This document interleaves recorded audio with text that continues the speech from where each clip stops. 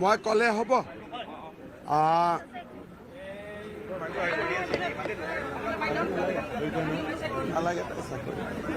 থিয় হ'ব পাৰে পিছতে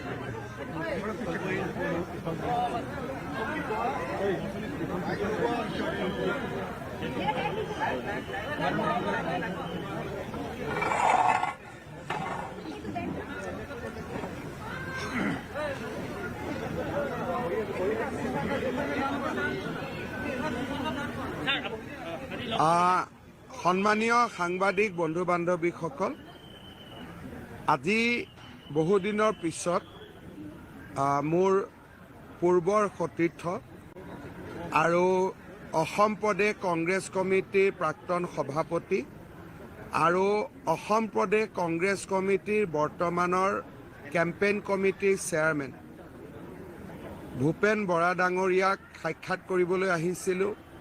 তেওঁ যোৱাকালি কংগ্ৰেছ দলৰ পৰা পদত্যাগ কৰিছিলে আৰু মই আপোনালোকক জনাবলৈ পাই অতি আনন্দিত যে অহা 22 তাৰিখে তেখেতে ভাৰতীয় জনতা পাৰ্টিত আনুষ্ঠানিকভাৱে যোগদান কৰিব।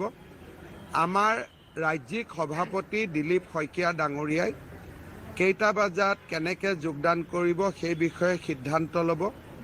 ভূপেন বৰা ডাঙৰীয়াৰ লগত তেখেতৰ সতীৰ্থ বহুকেইজন কংগ্ৰেছৰ নেতা কৰ্মীয়ে গুৱাহাটীত ভূপেন বৰা ডাঙৰীয়াৰ লগত যোগদান কৰিব আৰু লখিমপুৰ জিলাতো তেখেতৰ উদ্যোগত এটা যোগদান সমাৰোহ হ'ব, য'ত নেকি লখিমপুৰ ৰঙানদী বিহপুৰীয়া নাওবৈচা আদিৰ যিখিনি আমাৰ কংগ্ৰেছৰ কৰ্মী আছে, কাৰ্যকৰ্তা আছে, নেতা আছে, তেওঁলোকেও ভূপেন বৰা ডাঙৰীয়াৰ লগত যোগদান কৰিব।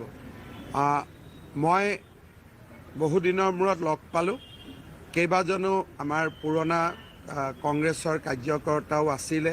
সকলোৰে লগত বহি গপচপ কৰিলোঁ। ৰাজনীতিৰ কথা আজি ইমান পতা নাই।